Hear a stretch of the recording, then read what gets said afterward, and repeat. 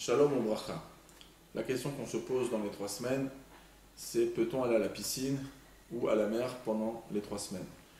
Alors la piscine, c'est quelque chose qui n'est pas considéré comme dangereux, et on sait que dans les 3 semaines, on n'a pas le droit de faire des choses, d'entreprendre des choses dangereuses, malgré qu'on pourrait les faire dans l'année, mais pendant les 3 semaines, comme le mazal il est un peu défectif, donc il ne faut pas faire des choses dangereuses. La piscine n'est pas considérée comme quelque chose de dangereux.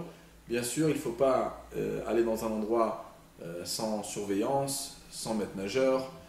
Il ne faut pas s'amuser à montrer à des amis des sauts périlleux, des calipettes, des choses comme ça qu'on n'a pas l'habitude de faire en général, parce que tout danger ne doit pas être commis pendant cette période-là. Mais la piscine, donc, ce n'est pas un problème. Mais je tiens quand même à prévenir beaucoup de parents, puisqu'il y a quand même cette option en Israël, en France, de partir en vacances et de louer une villa avec piscine.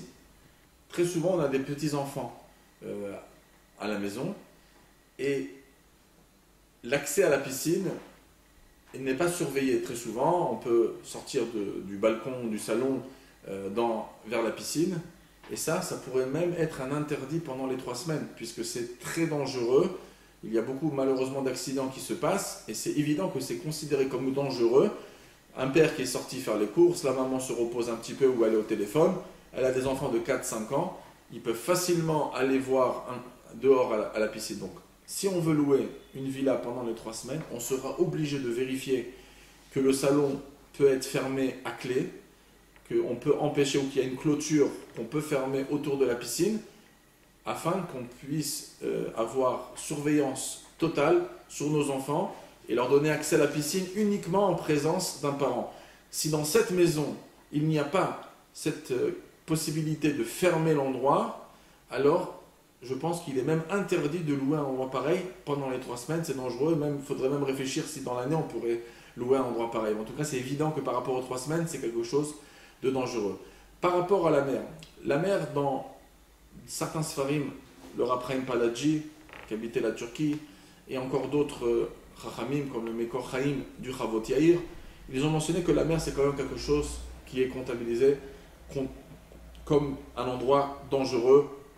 Il y a des lames de fond, et même quand il y a des maîtres nageurs, la mer est dangereuse. Donc concrètement, il est bien d'éviter d'aller à la mer pendant les 3 semaines. C'est évident que si par exemple, la seule chose que vous avez envie, c'est d'aller devant la mer prendre un petit coup de soleil. Alors même le soleil, c'est dangereux de ne pas marcher longtemps au soleil, parce que ça s'appelle être un danger en été, de faire des promenades en plein soleil ou de bronzer vers midi, 1h. Par contre, si vous allez dans des moments de la journée, vers 4h de la journée ou très tôt le matin, quand le soleil ne tape pas très fort, et que vous êtes en train de surveiller vos enfants, et la seule chose que vous faites, c'est de mettre un petit peu les pieds dans l'eau, mais sans nager, alors on pourrait être mékel pendant les 3 semaines. Mais d'aller nager à la mer, c'est bien d'éviter pendant les 3 semaines. Tous les interdits commenceront, ça c'est clair, même pour la piscine, à partir de Rosh Chodesh Av. Jusqu'à Rosh Chodesh Av, on peut aller à la piscine, comme j'ai dit, selon les conditions d'avant. Mais à partir de Rosh Chodesh Av, c'est évident qu'on va ni à la piscine ni à la mer. Et comme j'ai dit, la mer, il est bien de l'éviter même dans les 3 semaines.